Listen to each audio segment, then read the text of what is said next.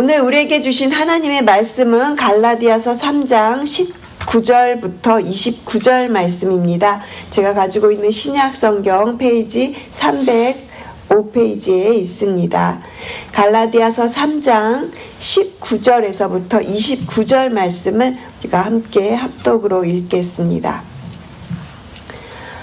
갈라디아서 3장 19절부터 29절까지 말씀을 함께 읽겠습니다. 찾으신 줄로 알고 함께 읽겠습니다.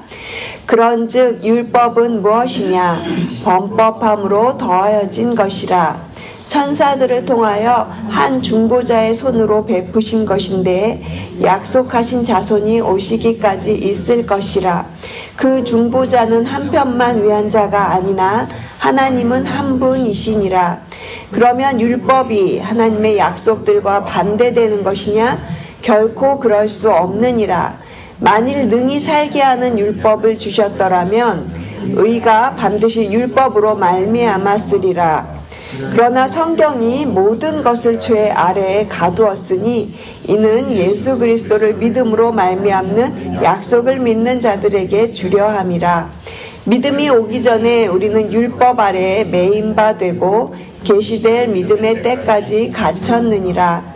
이같이 율법이 우리를 그리스도께로 인도하는 초등교사가 되어 우리로 하여금 믿음으로 말미암아 의롭다함을 얻게 하려 함이라. 믿음이 온 후로는 우리가 초등교사 아래에 있지 아니하도다. 너희가 다 믿음으로 말미암아 그리스도 예수 안에서 하나님의 아들이 되었으니 누구든지 그리스도와 합하기 위하여 침례를 받은 자는 그리스도로 옷 입었느니라. 너희는 유대인이나 헬라인이나 종이나 자유인이나 남자나 여자나 다 그리스도 예수 안에서 하나이니라. 너희가 그리스도의 것이면 곧 아브라함의 자손이요 약속대로 유업을 이을 자니라. 아멘. 예수님 안에서 하나됨이라는 제목으로 오늘 본문으로 말씀을 나누겠습니다. 저희가 계속해서 갈라디아서 3장을 묵상해 오고 있습니다. 화요일 설교에서는 분별하라 라는 제목으로 아브라함이 하나님을 믿음에 그것을 그에게 의로 여기셨다라고 하면서 3번이나 믿음을 강조하면서 믿음으로 말미암는 자가 복되다 이렇게 믿음을 이야기하였고요. 어제 수요일 설교에서도 율법이 아닌 믿음으로라고 아브라함에게 주신 그 약속을 받는 것이 바로 믿음이다라는 것을 저희가 어제 들었습니다. 오늘 본문은 갈라디아서 3장을 마무리하는 장으로 계속해서 믿음을 강조합니다. 갈라디아서를 쓴 바울은요, 계속해서 목이 터져라 믿음을 계속 강조해요. 율법의 행위로는 구원을 받을 수 없습니다. 구원은 오직 예수 그리스도를 믿어야 합니다. 이렇게 바울의 간절한 호소가 담긴 편지의 내용이라고 볼 수 있습니다. 그래서 어제 본문에 보면 어제 본문에 갈라디아서 3장 11절 말씀에 이렇게 밝히고 있었어요. 또 하나님 앞에서 아무도 율법으로 말미암아 의롭게 되지 못할 것이 분명하니 하나님 앞에서 누가 율법의 행위로 의롭다함을 얻을 수가 없다. 이것이 분명하다. 그래서 이는 의인은 믿음으로 말미암아 살 것이다 라고 이렇게 어저께 믿음에 대해서 그리고 의로움을 어떻게 받는 것인지 분명하게 정의를 했습니다. 그러니까 하나님께서 의로움을 정하신 방식은요, 예수 그리스도를 믿어야 의롭게 된다. 이것이 하나님께서 정하신 의로움의 기준인 것입니다. 예수 그리스도를 믿음으로 말미암아 예수님의 그 의로움이 죄인인 우리에게 전가되면서 우리를 의롭다고 여겨주시는 것입니다. 그런데 오늘 본문에서는요, 율법에 대해서 말하기 시작해요. 지금까지 계속해서 믿음을 강조해 왔고요. 예수님을 믿으면 우리가 의롭게 됩니다. 아브라함에게 약속하셨던 복도, 그 약속도 믿는 자들은 지금도 여전히 그 약속을 누릴 수 있습니다. 그래서 오직 믿음으로 말미암아 구원을 받습니다. 라고 이렇게 계속해서 믿음을 강조해 왔어요. 그런데 왜 율법이 필요할까요? 이미 창세부터 아담이 죄를 짓고 난 이후에 예수 그리스도로 인해서 너희를 구원하겠다라고 창세기 3장 15절에서 벌써 약속하신 그 언약이 있었는데요. 그렇다면 왜 이 율법이 우리를 구원하지 못하는데 도대체 율법은 왜 우리에게 필요한 것일까? 도대체 율법은 무엇인가? 이 부분이 바울이 오늘 그런즉 율법은 무엇이냐 이렇게 질문을 하면서 오늘 본문이 시작이 되고 있습니다. 우리 함께 19절 말씀을 같이 읽겠습니다. 그런즉 율법은 무엇이냐? 범법함으로 더하여진 것이라. 천사들을 통하여 한 중보자의 손으로 베푸신 것인데 약속하신 자손이 오시기까지 있을 것이라. 여기서 범법은요, 하나님이 정하신 어떤 규법에 대한 이탈 행위를 뜻합니다. 그러니까 죄를 의미해요. 죄를 헬라어로 하마르티아라고 하는데 화살이 관역을 벗어난 것을 의미하면서 우리의 상태가 하나님의 영광에 이르지 못하는 죄인의 상태, 하나님과 단절된 그런 죄인의 상태를 의미하는 것입니다. 사도 바울은 율법이 우리의 죄 때문에 더해진 것이라고 말하고 있는 겁니다. 죄 때문에 율법이 주어졌다라는 것이죠. 율법은 그 자체로 구원을 얻게 하는 것이 아니라 단지 우리로 하여금 죄를 깨닫게 하고 그리고 우리가 죄인이라는 것을 알게 해서 오직 예수 그리스도를 믿는 믿음으로 나아가게 하는 역할을 율법이 그렇게 한다라는 것이에요. 이 사실을 깨닫게 하는 것이 바로 율법의 목적이 있다라는 것을 말하고 싶은 것입니다. 그런데 그것이 이 율법이 언제까지 우리에게 필요하냐? 약속하신 자손이 오시기까지 율법이 필요하다. 이것을 오늘 19절에서 말하고 있는 것입니다. 사도 바울은 이것을 로마서 7장 7절에서 이렇게 말합니다. 그런즉 우리가 무슨 말 하리요? 율법이 죄냐? 그럴 수 없느니라. 율법으로 말미암지 않고는 내가 죄를 알지 못하였으니 곧 율법이 탐내지 말라 하지 아니하였더라면 내가 탐심을 알지 못하였으리라. 그러니까 율법을 주신 이유가 무엇입니까? 율법을 통해서 내가 죄인이라는 것을 깨닫게 하시려고 하나님께서 율법을 주셨다는 것입니다. 여러분, 도둑질은 누가 봐도 바로 죄죠. 그런데 율법은요, 그거보다 더 근본적인 것을 죄라고 해요. 남의 것을 탐내지 말라고 하죠. 율법은 이처럼 행위보다 그 마음에 있는 근본적인 죄를, 그 마음속에 있는 그 근본적인 죄를 건드리는 것이 바로 율법입니다. 내가 살인하지 않았어요. 그런데 내 안에 죽이고 싶은 그런 미움의 마음이 있습니다. 그러면 율법은 뭐라고 하냐면, 그래, 너가 사람을 죽이지 않았어도 네 안에 벌써 죽이고 싶은 미움이 있다면 이것은 살인한 것으로 여기는 것이다. 이렇게 율법이 우리에게 알려주는 것이죠. 남의 것을 훔치지 않았어도 너의 안에 탐심이 있다는 것을 깨닫게 하는 것이 율법이 하는 역할이라는 것이죠. 율법을 통해서 내 안에 이러한 죄가 있구나 하고 깨달아지는 것입니다. 그렇다면 이제 율법을 통해서 죄를 깨닫게 되었는데 이 죄를 어떻게 해야 할까요? 내 마음속에 계속해서 쏟아나는 이 악한 생각들을 어떻게 해야 하죠? 마음속에서는 계속해서 죄가 생각나는데 겉으로는 의롭게 보여지고자 율법을 지키면서 애를 쓰는데요. 그런데 문제는 율법이 그 죄를 해결해 줄 수 없다라는 것이 율법의 문제입니다. 율법으로는 의롭다함을 결코 얻을 수가 없는 것입니다. 그래서 사도 바울은 21절과 22절 말씀을 통해서 율법이 우리에게 필요한 것임을 강조하고 있어요. 제가 21절과 22절 말씀을 새 번역 성경으로 읽어드리겠습니다. 그렇다면 율법은 하나님의 약속과는 반대되는 것입니까? 그렇지 않습니다.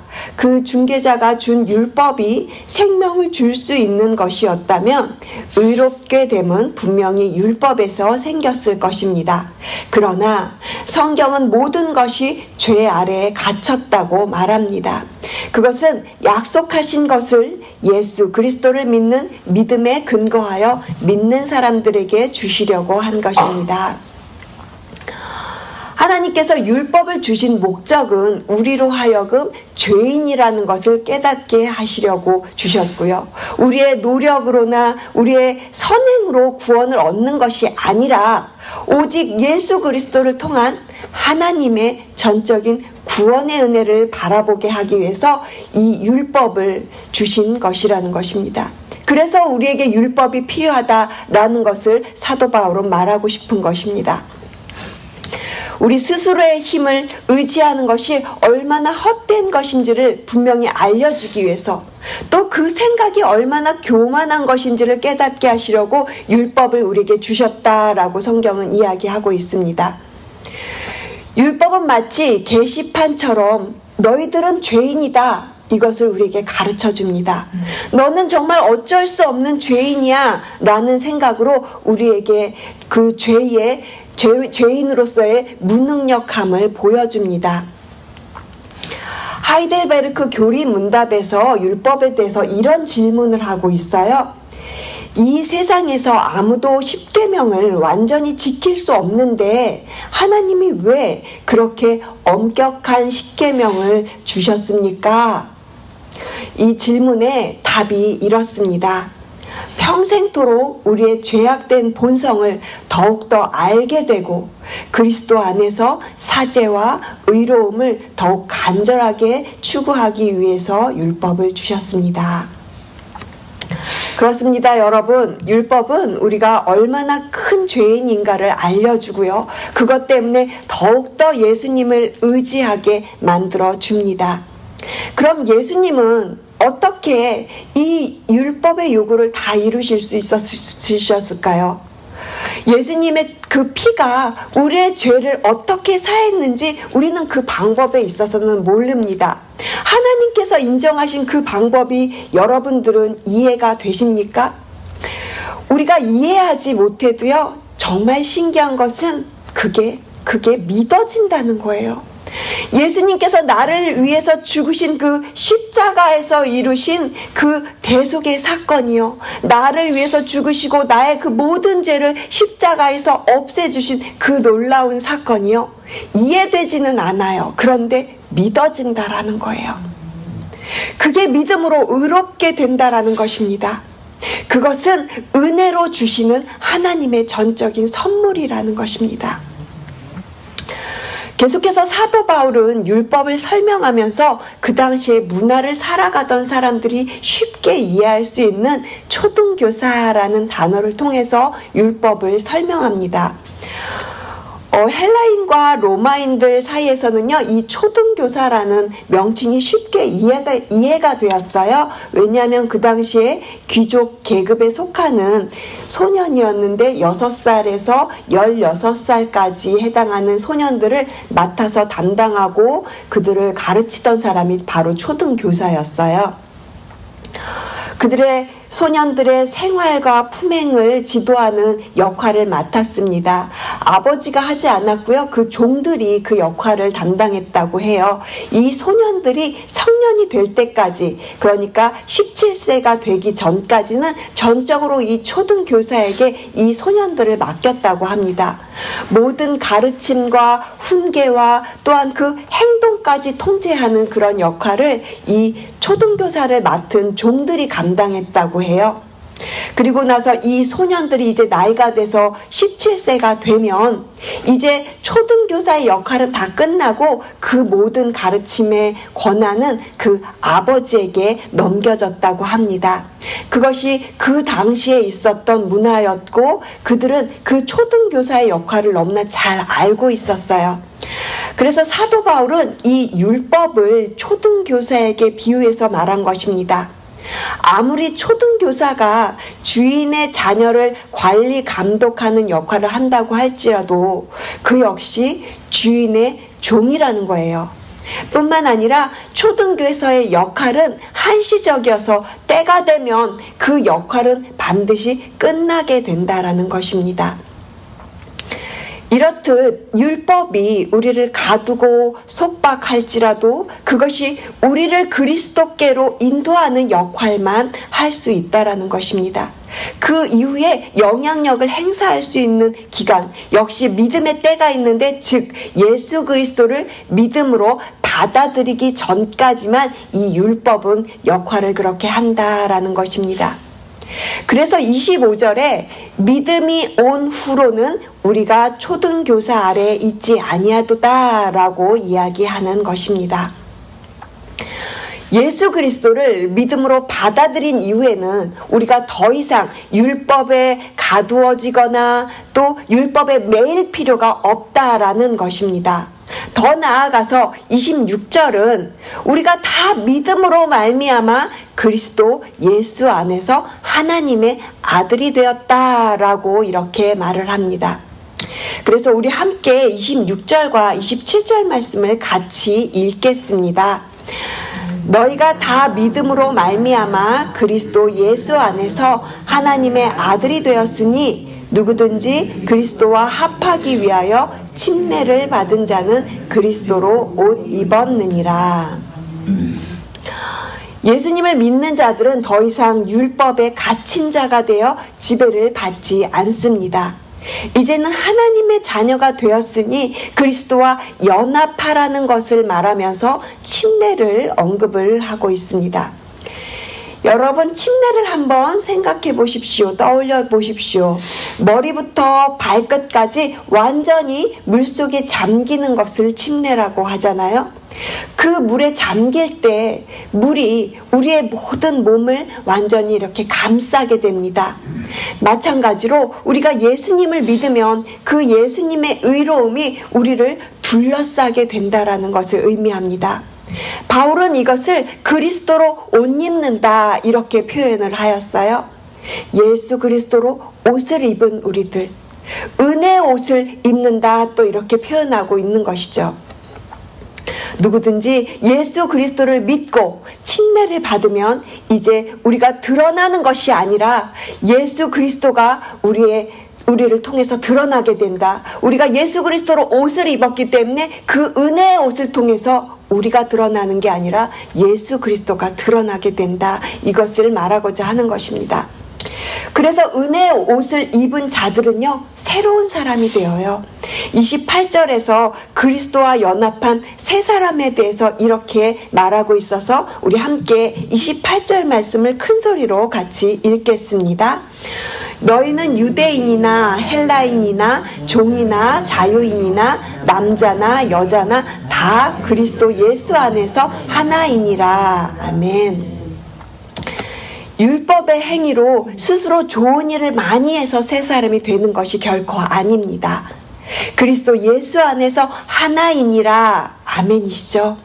그리스도 안에 있을 때 이것이 바로 하나님께서 인정하시는 새 사람이 되는 것입니다. 그래서 사도 바울은 이렇게 새로운 새 사람이 되는 것이 오직 믿음으로 말미암아 된다라는 것을 강조하고 있는 것입니다. 오늘 본문에서 바울은요, 율법과 믿음의 관계를 설명합니다. 율법은 우리를 억압하지만 믿음은 우리를 자유하게 합니다.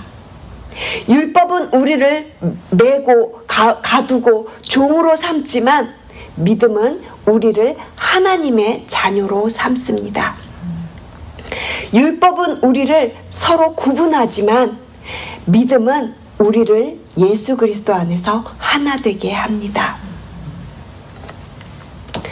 그리스도 예수 안에서 하나 된다라는 것을 계속 생각하고 있었어요. 이것이 도대체 무엇일까? 이해는 되면서도 믿어는 지면서도 정말 나의 생활 속에서 경험할 수 있는 것이 도대체 무엇이 있을까? 저는 최근에 우리 교회에서 있었던 농구 경기를 보면서 예수 그리스도에서 하나 된다라는 것을 그냥 잠깐 느껴보았어요. 이것은 저의 개인적인 느낌이기 때문에 반드시 그리스도 안에서 하나 된다라는 어떤 바른 해석과 적용과는 연결되지는 않습니다. 그렇지만 제가 그 농구 경기를 보면서 너무 감사하다.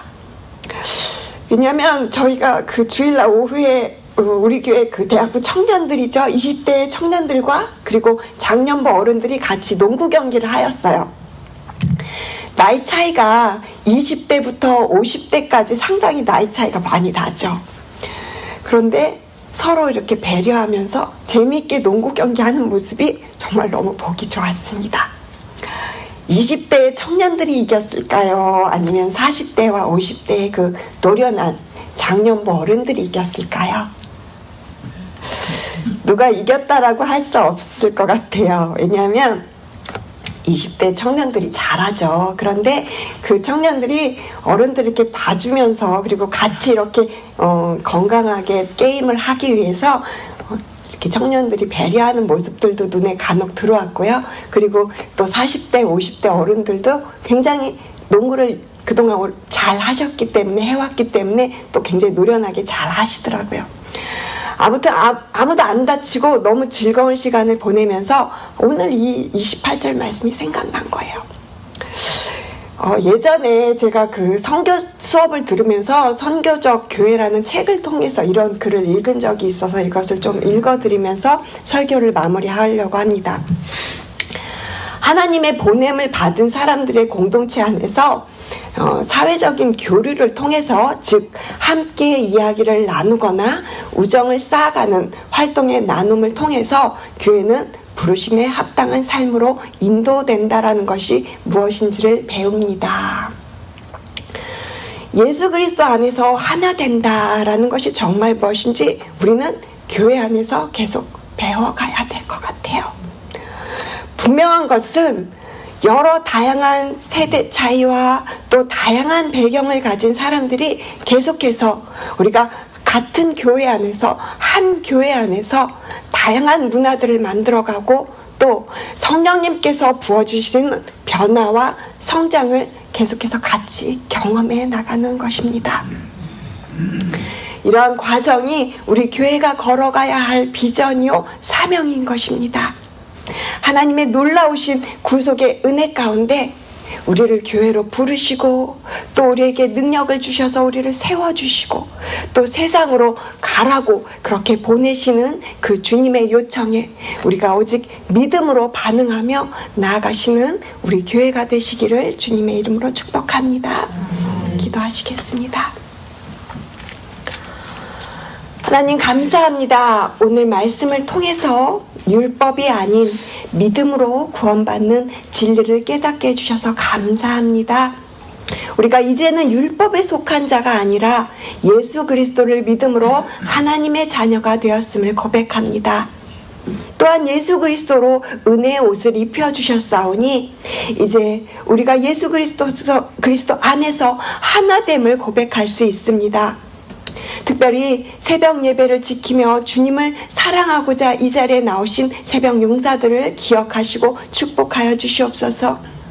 예수님 안에서 하나 되어 서로 사랑하며 살아가는 귀한 가정이 되게 하시고 또 우리 교회가 되게 하여 주시옵소서. 감사드리며 예수 그리스도의 이름으로 기도합니다. 아멘.